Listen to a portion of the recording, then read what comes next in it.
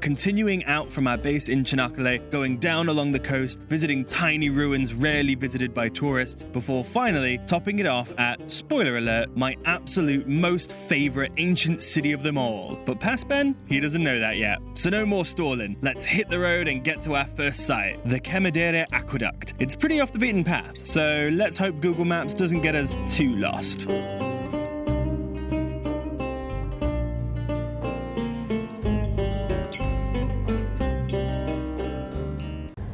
Wait, are those chickens waiting for the bus?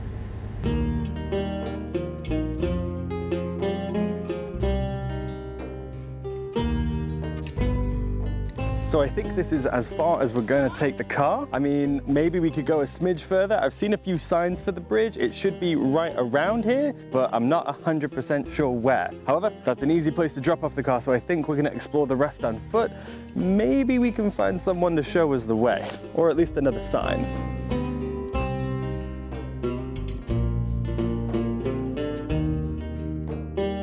This is awesome. I am absolutely in love with this structure. I mean, how cool is it? It ended up taking 3 people to help us get down here. A couple who were lovely and pointed us in one direction, and then a farmer who was there to point us along his path. This way?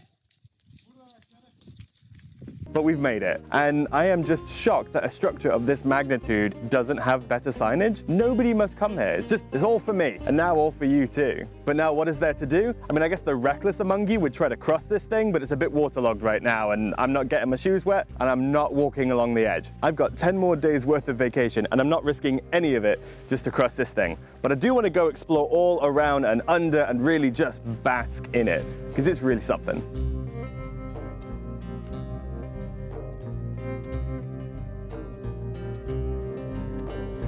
All right, I'm gonna walk on it a little bit. Sorry, Mum.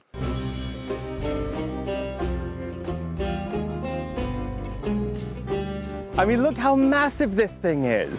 But now that we're done with our ramble around the place, let's fly the drone and I'll give you a good story about a bridge.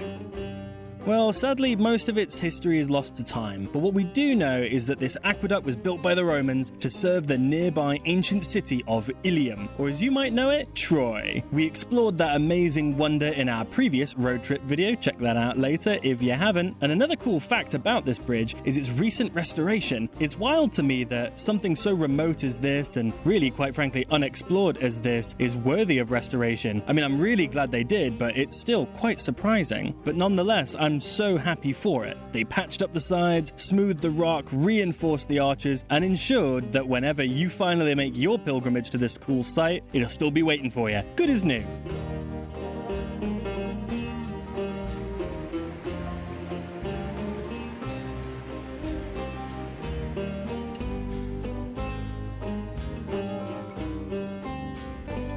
Okay, and if you want to get down to the base of it like I did, make sure that you're wearing sturdy shoes, especially if it just rained. Oof, this is slippery. See? Barely made it out alive.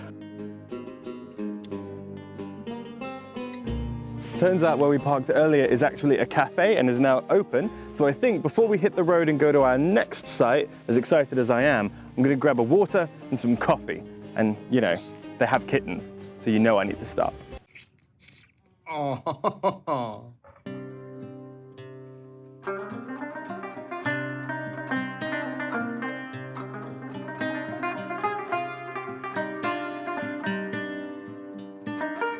For this pit stop, we've come by the Alexandria Troas, an ancient metropolis founded by one of Alexander the Great's generals, and the history of this site is impeccable. In fact, Emperor Constantine himself, when moving the Roman capital from Rome to Constantinople, this was a candidate. In an alternate reality, this is Constantinople, not where Istanbul is now, which is just crazy to think about. You can't really access many of the pieces. There are a bit of sites cordoned off that you can see, but most of it over the hill behind us, you cannot. The whole thing is currently under an archaeological dig, which is also why it's completely free, and I'd probably recommend it as a pit stop. The history, some of the ruins that we've seen are beautiful, some of the archways and rooms still in good conditions, and I'd also recommend to any of you out there maybe in a year or two from when this video is shot, keep an eye on this place. You never know what they're going to find or when you might be able to visit, and it was once a metropolis, so I can only imagine they'll find something good.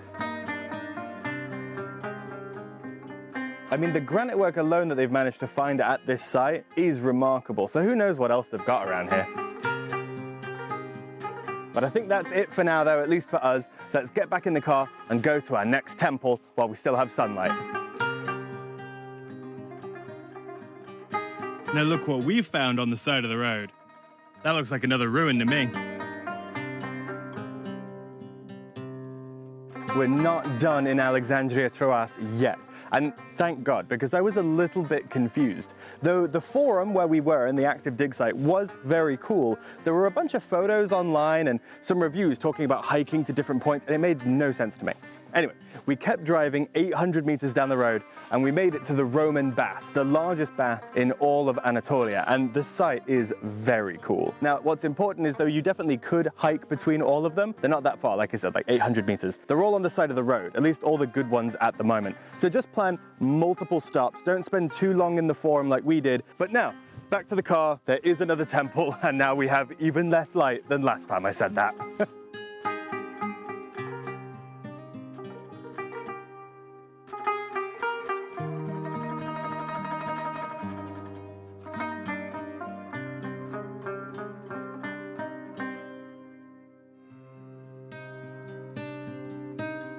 So we've made it to the town of Behram, which is kind of up on this really cool hill looking out over the valley. Pretty dramatic. And on the other side is going to be looking out over the ocean as well. We've kind of just abandoned the car on the side of the road because I don't think driving through this village is super possible. But overall, I really don't know what to expect. As you can imagine, I couldn't find a good guide on this place. However, I've seen a lot of brown signs on the side of the road telling us about the Temple of Athena and the Assos ruins. There should be an amphitheater somewhere. There's a lot packed in here, but I have no idea what it's going to be like. So let's go explore.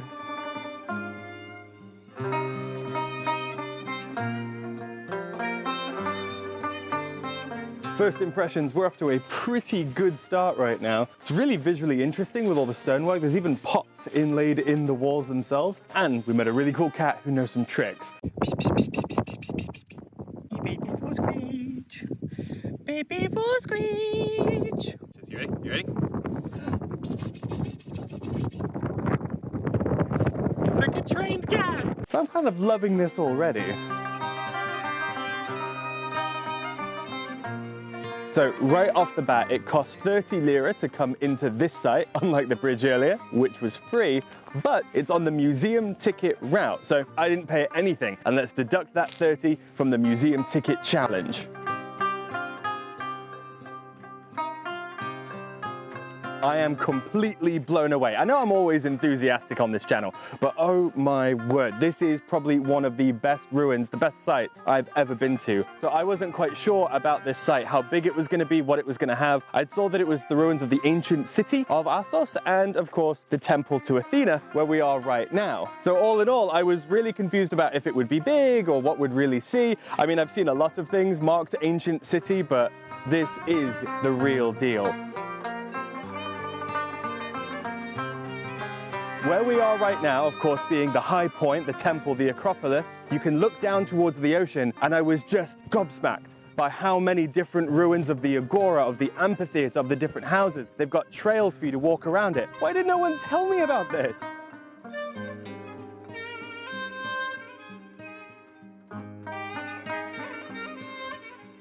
If any of you out there are interested in kind of the urban design of the ancient world, which of course, why wouldn't you be, then this is a truly wonderful site to explore it. I think of course the one we're all familiar with the most is probably Athens, where you've got the Acropolis on up high, the amphitheater down below, the agora sitting next to it. It's all sort of centralized around the main pivot points. But this ruin is all of those things as well. Where we stand in the temple, I can look down over the agora to the amphitheater and to the docks. Never before have I seen a site with all of those pieces exactly as they would have been. It's mind-blowing. And there's absolutely no way the cameras are going to do this justice to really explain to you how beautiful this is right now. But not only do we have the whole ancient city of Assos, but we also have the island of Lesbos for a backdrop. Not bad if I don't say so myself. There's only so much you can learn about a city though by being in its temple. At some point we're going to need to descend down and explore it for ourselves. Why don't we do that now? It's going to be a kilometer until we get to the amphitheater. I mean, how wild is that? And half a kilometer until we get to the agora. And the fact that they have fully laid out kind of this, what would you say, stone tile path. And while you're up here, you're getting these amazing views of the coastlines as well, of the meadows behind us. This is truly insane. I really would have given this so much more time on my itinerary. Not that we're skimping here now, we're going to be here for a long time, but there was one more site I wanted to visit, and that's just not happening. That being said, I would imagine a mild amount of fitness is going to be required, as we are going to have to descend all the way to the sea, and it's quite a bit of walking, but you're not going to get lost. Just wear good shoes, I'd say. You wouldn't want to do this in heels. The agora, once you get to it, is massive, and also where everything starts to just sprawl out. No longer are you bound just to that tiled path that took us down here. You've got ancient stairways, mud-trodden paths, and so many more little webs and jitties to explore. It's crazy. Definitely make sure you stop here before you dive any deeper though, because they have a map, which is genuinely really important because there are so many different ways to get around, so many sights to see, so many things I didn't even know. They've got it all listed out, so you could visit the necropolis, the harbour, the amphitheatre. It's all here for you.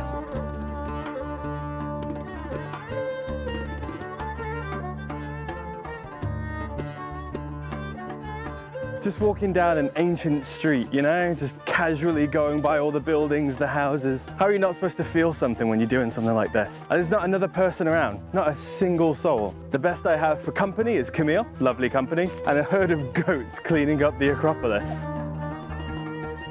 This is unreal. Absolutely unreal. And mind you, this isn't, you know, baby's first ruin.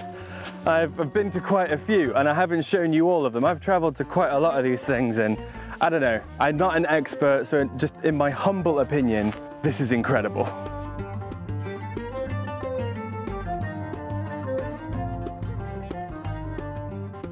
Moments like these might be some of my favorite when I'm traveling, moments that just feel so human. I mean, this amphitheater was built thousands of years ago for entertainment purposes on this spot, looking this way, because it's awesome. Looking out over the sea, the sunset, the horizon. You know, there's something about sitting in these seats where thousands of years ago people would have enjoyed themselves as I enjoy myself, that makes me just feel very connected. It feels very human. You know, this spot looks beautiful, and thousands of years ago, it looked beautiful too.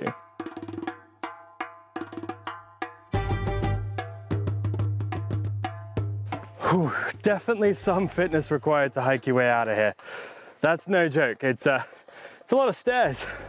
I also can't think of a better place to spend a sunset than the ancient city of Assos. However, the sad part about that is, when the sun sets, the site closes, which means fun time is over. I have to leave. I'll miss it. You know, there's a cat stampede. And we get to witness it. Do you have the recording?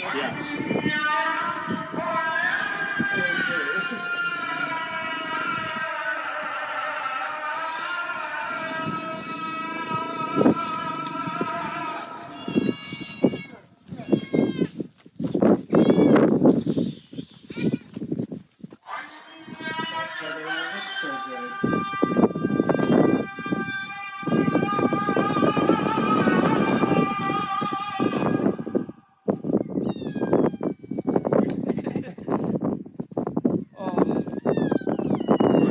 The fluffy black one. Okay, so I wasn't going to talk about this at all actually, because I didn't think it would be so interesting for you guys at home. But all day when I've been walking around this town, I've been thinking to myself, why do the cats look so good? I mean, they're all outdoor cats, and some of them look like show cats. I have seen uglier house cats, worse condition. These are so healthy and happy, and a bit fat. I say happy, but they are grumbling, but that's just cats being cats. But I figured it out. The woman who runs the Unique Shop and Unique Cafe, which sadly is closed, it's a little bit too late and a bit too out of tourist season, she comes out every night and feeds a cat stampede. And that's why they look so good. There's someone here year in, year out looking after them, even when the tourists go home, which looking after the animal populations of these kind of tourist areas that, you know, get a big influx and a big cat population, you know, is really important to me. And maybe I'll talk about that later. It's kind of how I rescued my little Greek red cat at home. So whenever I'm traveling, I donated some money to her to help look after these guys, and it's amazing to see someone out there just keeping them healthy, because we all love to see them, and it takes work. And what better a way to end this video than a sunset cat stampede in my favorite ruined city of them all. This video has been so much fun to make and share with you guys, so I really hope that you liked it. And I really hope that you're interested in coming here for yourself, as it is well worth it. If so, then give this video a like, share it with your friends, and naturally, make sure to subscribe so you don't miss out on the rest of this series. It's gonna be great. In fact, here's a sneak peek of what's coming up next, as this trip is far from over.